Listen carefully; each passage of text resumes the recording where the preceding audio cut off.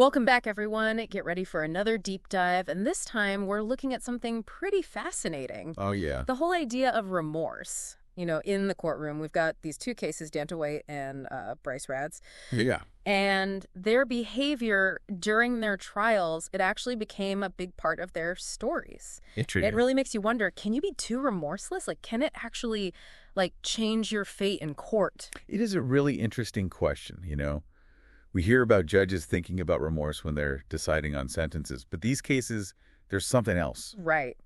So let's start with this Danta Wight. He was 17, right? On trial for murdering his classmate. Oh, wow. Jordan. And Jordan, this kid had everything going for him. Really? A star athlete, popular, you name it, 18 years old. And that just makes it even more tragic, right? Jordan's life is cut short, and his mom is left dealing with this horrific loss. I mean, she kept his room exactly the same, wore his clothes, even had his, jersey number on her nails. It's just heart-wrenching, what these crimes do to the people left behind. It's awful. So in the middle of all this grief, Danta gets offered a plea deal. Okay. And the deal is, if Jordan's mom can find it in her heart to forgive him, there's a chance his sentence could be reduced. You'd think this would be the time to show some remorse. Right? Yeah, you'd think so.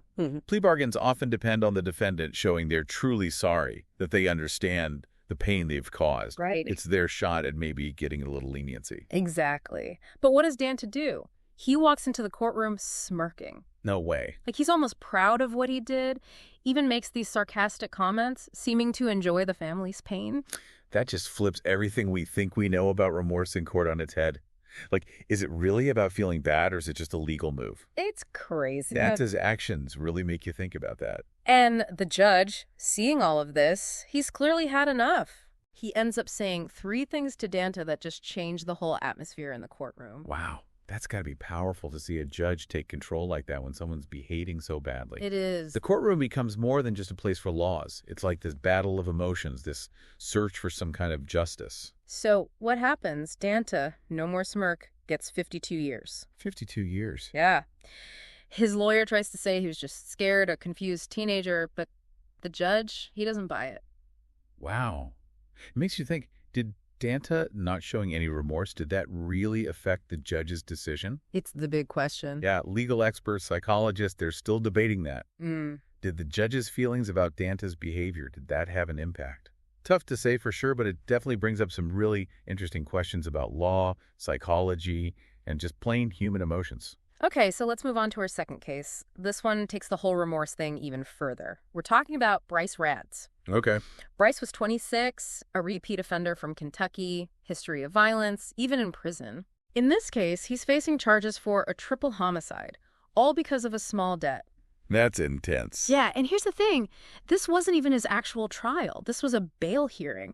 They were just deciding if he could wait for his trial at home. I see. If he behaved himself during that time, he might have even gotten a lighter sentence, maybe even avoided the death penalty. So it was a chance, right? A chance to maybe turn things around even after these horrible crimes. Right, a second chance. Yeah. But Bryce, he just throws it all away. Really? Yeah, comes into the courtroom wearing a mask. A mask? Apparently, he had a habit of spitting at people, but even with the mask, he's yelling insults, even threatening the judge. That's wild. Threatening a judge, that's a whole other level of serious.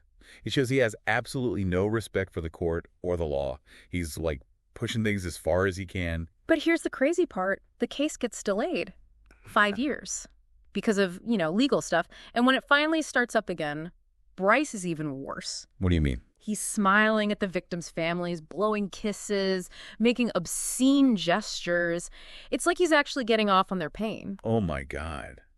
Can you imagine being in those families' shoes? Yeah. You've already lost so much, and then you have to see this guy acting like that? Yeah. It makes you wonder about empathy, about just basic human decency. It's messed up. And what's going on in Bryce's head to make him act like this? There's got to be some serious psychological stuff happening. Even the judge, who's supposed to be neutral, Yeah. you could see the anger and disgust on his face. It's like Bryce's behavior was so over the top that it broke through the judge's professional composure. Yeah. And it brings us right back to that question. Can someone be so completely without remorse that it actually changes the judge's decision?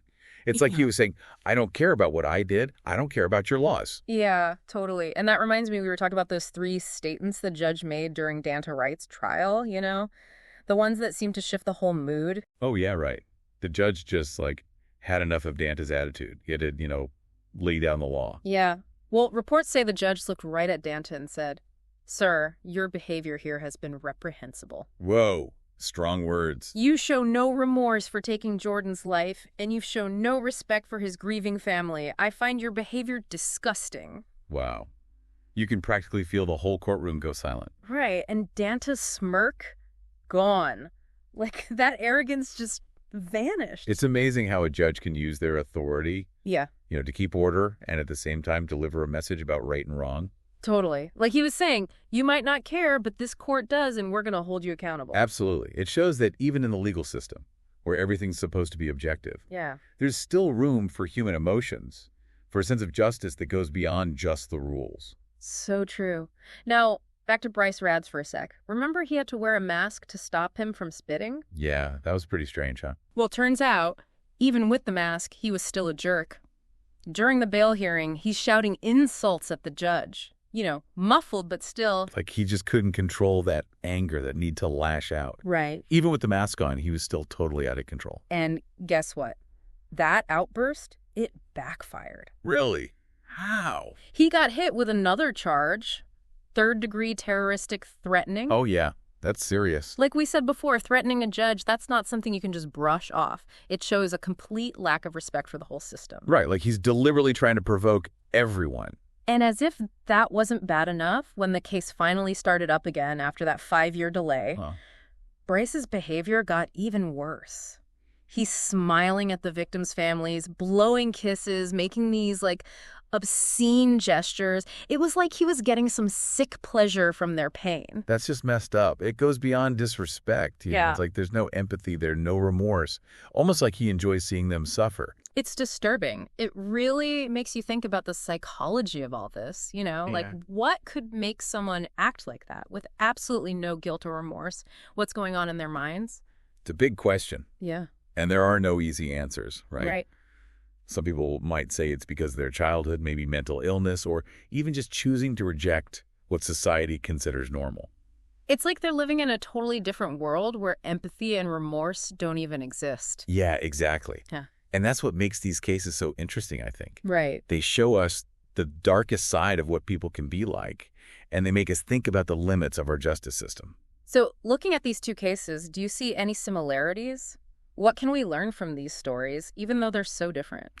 I think the most obvious connection is that complete lack of remorse and how much it seemed to matter. Yeah, it definitely seems like it did in Bryce's case. No remorse, plus the crimes themselves and that outrageous behavior in court. Yeah. He ended up getting the death penalty. And that brings up even more questions, doesn't it? Right. Like, did he get the death penalty specifically because of what he did and how he acted? Or was it just because his crimes were so terrible?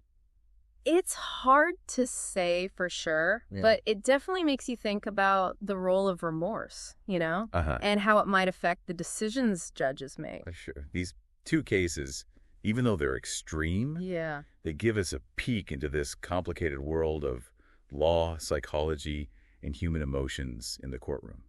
It's like seeing how deeply connected our legal system is to human nature. It really highlights what we talked about before, Can no remorse actually swing a judge's decision?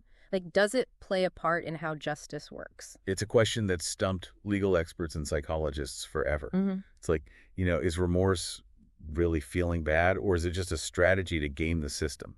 And if it is a strategy, can you really blame someone for using it, even after doing something terrible? That's the tough part, right? On one side, you've got justice, holding people accountable. Right. And on the other side, you've got the chance for people to change. The idea that even people who do awful things might be able to become better. So how do we balance those 2 things? I don't think there's one easy answer. Every case is different, and there's so much to consider. Like what? Like, what was the crime? What was going through the person's head when they did it? How did it affect the victims? What does society expect? Yeah, it's complicated. It's like this equation with a ton of variables. Speaking of complicated, let's go back to Bryce Rads for a minute. There's some research about violent offenders that might explain his behavior. Wait, One study found that people who use what they call instrumental violence, which is like violence as a tool to get something, Mm-hmm. they're less likely to feel remorse than people who commit reactive violence, which is more impulsive, driven by emotions. That's interesting because for Bryce, it was planned, right? The whole thing was about that unpaid debt. Right. So his actions were calculated, which, according to that research, could be why he showed zero remorse. It wasn't in the heat of the moment. It was cold, deliberate. Like he just shut off all human feeling to justify what he was doing. It makes it easier to not think about the emotional consequences. Exactly. And that leads to a really big question.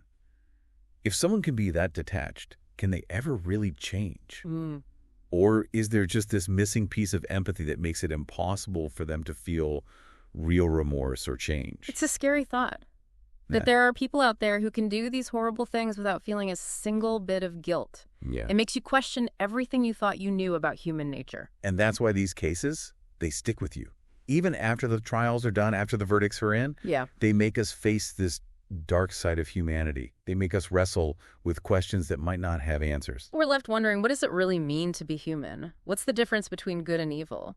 And can we ever really forgive? It feels like we've just started to explore something much bigger here. Yeah, that's what's great about a deep dive, though, right? It's not about getting all the answers. It's about sparking curiosity, making you question what you thought you knew, and leaving you with even more questions than when you started. So as we wrap up, what's the one thing you'd want our listeners to take away from this? I think it's this. Remorse, or the lack of it, is really complex. It ties into law, psychology, ethics, even our own personal beliefs. It's not a simple black and white thing. It's more like a spectrum. Right. And the role it plays in our justice system, it's complicated and constantly changing. It's a good reminder that trying to find justice, it's a journey, not a destination. It takes open discussion, critical thinking, and being willing to face some uncomfortable truths. So as we finish up this deep dive, we hope you'll keep exploring, keep asking questions, and keep trying to understand this intricate relationship between remorse, justice, and what it means to be human.